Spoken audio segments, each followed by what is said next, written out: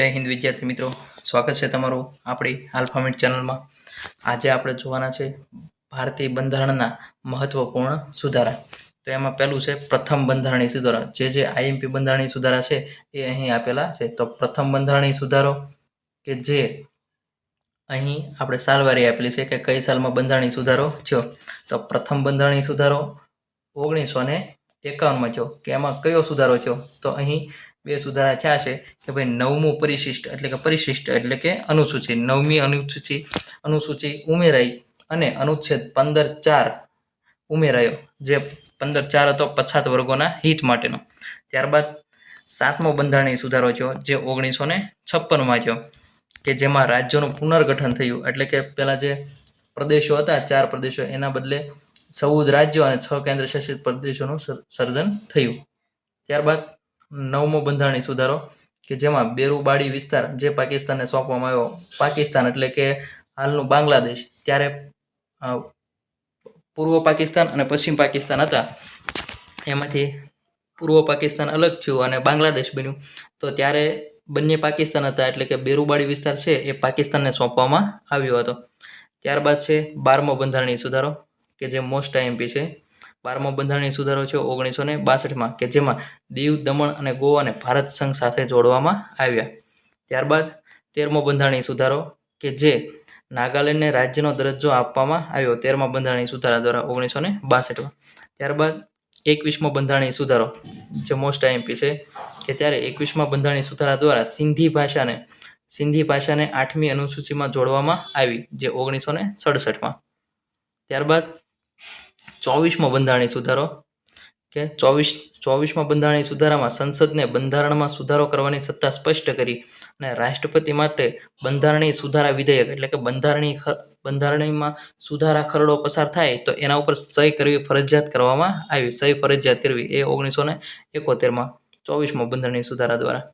ત્યારબાદ 26મો બંધારણીય સુધારો કે રાજવીઓના પ્રીવી પર્સ એટલે કે સાલિયાણા અને પેન્શન નાબૂદ કરાયા. કે જે રાજવીઓએ જે રાજ્યને એવું આપી દીધું હતું, તો એના બદલામાં એને દર વર્ષે જે પેન્શન કે એવું આપતા એ પછી નાબૂદ કરાયું. 26મા બંધારણીય સુધારા 1971 દ્વારા. ત્યારબાદ 36મો બંધારણીય સુધારો કે જેના દ્વારા સિક્કિમનો ભારતીય સંઘમાં પ્રથમ અનુસૂચિમાં સમાવેશ કરવામાં આવ્યો. તે પહેલાં સંરક્ષિત રાજ્ય હતું. સિક્કિમ હતું એ પહેલાં આપણા દેશનું રાજ્ય નહોતું, પણ એને પહેલાં સંરક્ષિત રાજ્ય બનાવ્યું હતું. ત્યારબાદ સિક્કિમને ભારતીય સંઘમાં પ્રથમ અનુસૂચિમાં સમાવેશ કરવામાં આવ્યો હતો 1975માં 36મા બંધારણીય સુધારા દ્વારા. ત્યારબાદ મોસ્ટ આઈએમપી 42મો બંધારણીય સુધારો કે જેને મિની બંધારણ પણ કહેવામાં આવે છે, જે 1973માં થયો. સાલવારી પણ ખાસ યાદ રાખવાની, 1976 42મો બંધારણીય સુધારો. તો એમાં શું તો કે ભાઈ ઉદ્દેશ એટલે કે આમુખમાં સમાજવાદી, ધર્મનિરપેક્ષ અને અખંડિતતા શબ્દો ઉમેરાયા. ત્યારબાદ મૂળભૂત ફરજો ભાગ 4A કે જેમાં અનુચ્છેદ 51 ઉમેરાયો. ત્યારબાદ છે લોકસભા અને વિધાનસભાનો કાર્યકાળ 5 વર્ષથી વધારીને 6 વર્ષ કરવામાં આવ્યો. અને ત્યારબાદ પાછો આગળ સુધારો કરવામાં આવ્યો. એમાં ફરીવાર અત્યારે હાલ જે 5 વર્ષ છે એ થઈ ગયો છે. ત્યારબાદ 44મો બંધારણીય સુધારો કે જેમાં મિલકતનો અધિકાર મૂળભૂત અધિકારમાંથી દૂર કરાયો.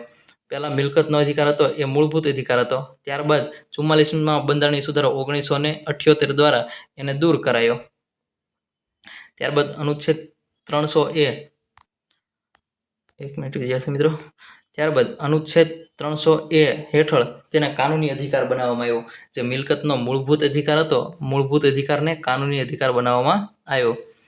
અને લોકસભા અને વિધાનસભાનો કાર્યકાળ ફરીથી આપણે જોયું કે 6 વર્ષ હતો, એમાંથી ફરીવાર 5 વર્ષ કરવામાં આવ્યો. ત્યારબાદ 52મો બંધારણીય સુધારો કે જેમાં પક્ષપલટા વિરોધી કાયદો એન્ટી ડિફેક્શન લો દાખલ કરવામાં આવ્યો. અને 10મું પરિશિષ્ટ એટલે કે 10મી અનુસૂચિ દાખલ કરવામાં આવી. પક્ષપલટા વિરોધી આ પણ મોસ્ટ આઈએમપી છે કે ભાઈ 10મી અનુસૂચિ શેના માટે છે તો કે ભાઈ પક્ષપલટા વિરોધી કાયદા માટે છે, જે 1985માં દાખલ કરવામાં આવી. ત્યારબાદ 61મો બંધારણીય સુધારો આ પણ મોસ્ટ આઈએમપી છે કે ભાઈ મતદાનની ઉંમર 21 વર્ષથી ઘટાડીને 18 વર્ષ કરવામાં આવી, જે 1989માં મતદાનની ઉંમર 21થી ઘટાડીને 18 વર્ષ કરવામાં આવી 61મા બંધારણીય સુધારા દ્વારા. ત્યારબાદ ઓગણસિત્તેરમો બંધારણીય સુધારો કે જે 1991માં દિલ્હીને રાષ્ટ્રીય રાજધાની ક્ષેત્ર NCTનો દરજ્જો મળ્યો. ત્યારબાદ 70મો બંધારણીય સુધારો કે જેમાં દિલ્હી અને પુડુચેરીના વિધાનસભાના સભ્યોને રાષ્ટ્રપતિની ચૂંટણીમાં ભાગ લઈ શકવાની જોગવાઈ કરવામાં આવી કે ભાઈ દિલ્હી અને પુડુચેરીની વિધાનસભાના જે સભ્યો છે એ રાષ્ટ્રપતિની ચૂંટણીમાં ભાગ લઈ શકશે. જે 1992માં આ બધા બંધારણીય સુધારો આવ્યો, 70મો બંધારણીય સુધારો. ત્યારબાદ 71મો બંધારણીય સુધારો મોસ્ટ આઈએમપી કે ભાઈ કોંકણી, મણિપુરી અને નેપાળી ભાષાઓ 8મી અનુસૂચિમાં સમાવેશ કરવામાં આવ્યો. 3 ભાષા ફરીવાર ઉમેરાય, બીજી ભાષા ઉમેરાય. જે 71મો બંધારણીય સુધારો 1992માં. ત્યારબાદ 73મો બંધારણીય સુધારો કે એમાં પંચાયતી રાજને બંધારણીય દરજ્જો આપવામાં આવ્યો. જે પંચાયતને લગતી જે સંસ્થાઓ હતી એ બધી સંસ્થાઓને બંધારણીય દરજ્જો આપવામાં આવ્યો અને ભાગ 9 ઉમેરાયો અને 11મું પરિશિષ્ટ ઉમેરાયું જે પંચાયતને લગતું છે, 11મું પરિશિષ્ટ. ત્યારબાદ 74મો બંધારણીય સુધારો કે જે નગરપાલિકાઓને બંધારણીય દરજ્જો આપવામાં આવ્યો અને એમાં ભાગ 9A ઉમેરાયો અને 12મું પરિશિષ્ટ ઉમેરાયું. ટોટલ આપણે બંધારણમાં અત્યારે કેટલા 12 પરિશિષ્ટ છે. તો આ 12મું પરિશિષ્ટ છે એ 74મા બંધારણીય સુધારો 1992 હેઠળ ઉમેરવામાં આવ્યું. ત્યારબાદ 84મો બંધારણીય સુધારો. આ સુધારાથી લોકસભા અને રાજ્યસભાની બેઠકની સંખ્યા વર્ષ 2014 સુધી યથાવત રાખવાની જોગવાઈ આવી કે ભાઈ દરેક રાજ્યમાંથી નક્કી હોય કે એટલી લોકસભા અને એટલી રાજ્યસભાની બેઠકો હશે. એ બદલવાની હતી, વધવાની હતી જનસંખ્યા પ્રમાણે, પણ હવે 2026 સુધી યથાવત રાખવામાં આવી હતી. પરંતુ 2002માં 84મા બંધારણીય સુધારા દ્વારા 2002માં યથાવત રાખી હતી અને 2026 સુધી યથાવત રાખવાની હતી. પરંતુ હવે 2026 છે એટલે હવે આ 99% બદલશે અથવા તો આગળના વર્ષો સુધી કદાચ યથાવત રાખે, પણ 99% હવે નવી લોકસભા રાજ્યસભા બની ગઈ છે એટલે કદાચ હવે બદલશે. ત્યારબાદ બંધારણીય સુધારો 86મો બંધારણીય સુધારો. આ એક મોસ્ટ આઈએમપી છે, 5 સ્ટાર કે ભાઈ 2002માં થયો હતો. અને શું છે આમાં તો કે ભાઈ 6 થી 14 વર્ષના બાળકો માટે 6 થી 14 વર્ષના બાળકો માટે શિક્ષણનો મૂળભૂત અધિકાર નક્કી કરાયો અને અનુચ્છેદ એમાં 21 ઉમેરાયો. તો અનુચ્છેદ 21 છે કે ભાઈ 6 થી 14ના બાળકોને 6 થી 14 વર્ષના બાળકોને મફત અને ફરજિયાત શિક્ષણ આપવું. મફત અને ફરજિયાત શિક્ષણ આપવું એ અનુચ્છેદ 21 એમાં ઉમેરાયેલું છે કે જે 86મા બંધારણીય સુધારા દ્વારા ઉમેરાયું. ત્યારબાદ બંધારણીય સુધારો 89મો બંધારણીય સુધારો 2003. તો એમાં હતું કે અનુચ્છેદ 338માંથી અનુસૂચિત જાતિ SCના આયોગને અલગ કરી 338A જોડવામાં આવ્યો. એટલે કે પહેલા 338 હતો કે જેમાં SC અને ST બંને માટેની જોગવાઈઓ હતી. ત્યારબાદ 338માંથી 2 ભાગ પાડી દીધા, એક 338 અને એક 338A. એક 338A કરવામાં આવ્યું કે જેમાં 338A હતો એમાં 338A હતો એમાં ST એટલે કે અનુસૂચિત જનજાતિ માટે અલગ રાષ્ટ્રીય આદિજાતિ આયોગની રચના કરવામાં આવી અથવા તો અનુસૂચિત જનજાતિ આયોગની રચના કરવામાં આવી. ત્યારબાદ 91મો બંધારણીય સુધારો.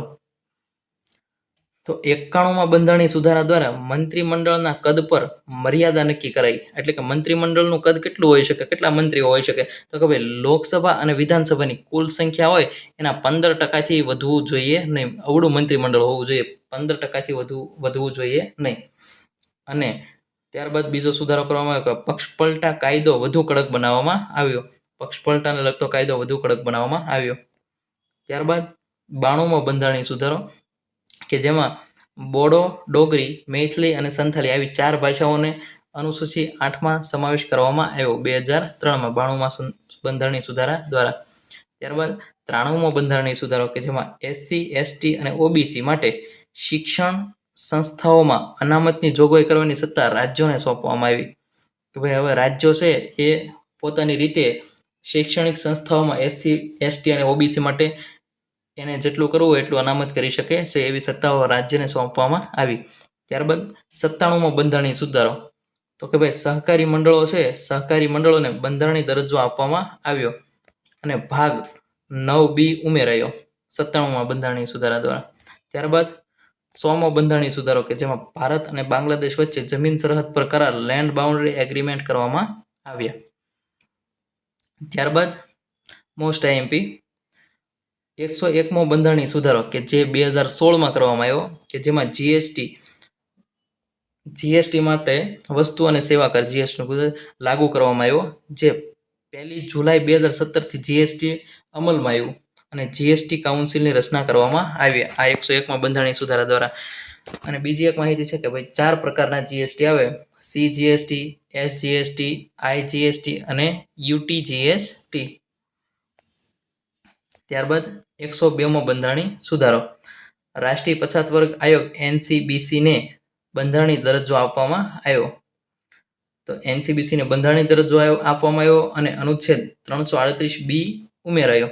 એટલે કે આપણે વિદ્યાર્થી મિત્રો જોયું કે પહેલા એસસી અને એસટી બે 338માં હતા, ત્યારબાદ 338A બન્યું કે જેમાં એસટી માટેનો 338A કે જેમાં એસટી માટેની જોગવાઈ અલગ બન્યું આયોગ, અને ત્યારબાદ 338B કે જે 2018માં બન્યો કે જેમાં ઓબીસી માટેની જોગવાઈ હતી ઓબીસી. અને ત્યારબાદ 103મો બંધારણીય સુધારો કે જે 2019માં જે ઈડબ્લ્યુએસ આર્થિક રીતે નબળા વર્ગો ઇકોનોમિકલ વીકર સેક્શન માટે શિક્ષણ અને નોકરીમાં 10% અનામતની જોગવાઈ કરાઈ. ત્યારબાદ નેક્સ્ટ છે 104મો બંધારણીય સુધારો કે જેમાં લોકસભા અને રાજ્યોની વિધાનસભાઓમાં એસસી અને એસટી અનામત આગામી 10 વર્ષ માટે વધારવામાં આવી અને એંગ્લો ઇન્ડિયન સમુદાય માટેની અનામત બેઠકોની જોગવાઈ સમાપ્ત કરવામાં આવી. ત્યારબાદ લાસ્ટ બંધારણીય સુધારો કે જે મોસ્ટ આઈએમપી 106મો બંધારણીય સુધારો, નારી શક્તિ વંદન અધિનિયમ કે જે લાસ્ટ 2023માં પસાર કરવામાં આવ્યું કે જેમાં એવું હતું કે ભાઈ લોકસભા, રાજ્યોની વિધાનસભાઓ અને દિલ્હી રાષ્ટ્રીય રાજધાની ક્ષેત્રની વિધાનસભા મહિલાઓ માટે 33% બેઠકો અનામત રાખવાની ઐતિહાસિક જોગવાઈ કરવામાં આવી છે. રાખી દીધેલી નથી, ખાલી એવું સૂચના કે જોગવાઈ કરેલી છે કે ભાઈ 33% બેઠકો અનામત રાખવી, એવી જોગવાઈ કરવામાં આવેલી છે. તો વિદ્યાર્થી મિત્રો, આ હતા ટોટલ આપણા બંધારણીય મોસ્ટ આઈએમપી બંધારણીય સુધારા જેમાંથી અવારનવાર પ્રશ્નો પૂછાતા હોય છે. થેન્ક યુ વિદ્યાર્થી મિત્રો. તો મળીએ પાછા નેક્સ્ટ લેક્ચરમાં. જય હિન્દ, જય ભારત.